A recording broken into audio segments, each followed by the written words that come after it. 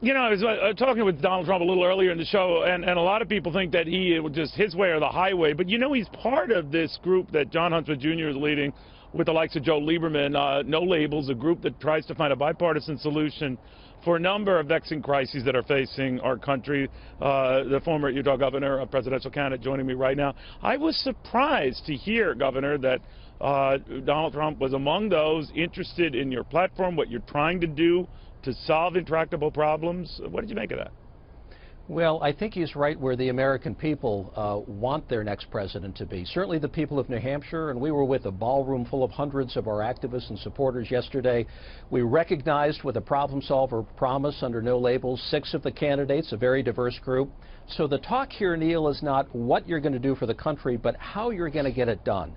And when you start talking about the how, it envisions you're going to have a strategy, you're going to have a pathway, you're going to govern in a bipartisan fashion, and you're going to deliver something for the American people, which is something that governors and mayors and everybody else has to do. But for whatever reason, Washington has gone without having to do this kind of thing. So 6 candidates yesterday were recognized as taking the problem solver promise. Donald Trump was one of them. It basically says that they're going to take one of the big issue categories that the American people feel strongly about.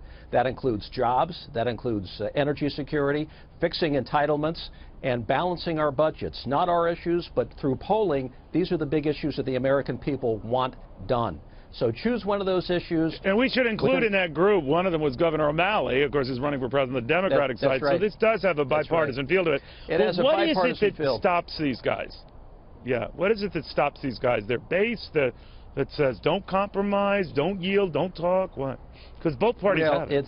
It's because we've gotten out of the habit of governing by goals. Remember, we used to govern by goals when Ronald Reagan and Tip O'Neill used to run things. They did tax reform, they did Medicare and Social Security. I was very young, but you're much older than I am. Listen, we both remember that, Neil. I know that you remember that well. And Bill Clinton and Speaker Gingrich, they balanced the budget. They set a goal. They governed through different pathways to get there.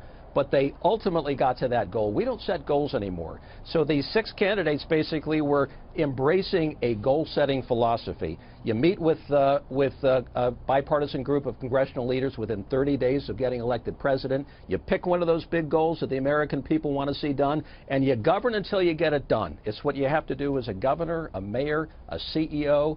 Everyone else has to do it. It's the only way we can get back on track where we can accomplish some of these big things for the American people. That's the winning formula, and Donald Trump knows that, Neil.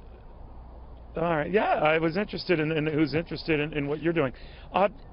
Any picks that you have in this race? The Republican candidates will be gathering here. You've been through this dog and pony show, as they like to call it, where you're trying to argue your main points. You did so last go-around.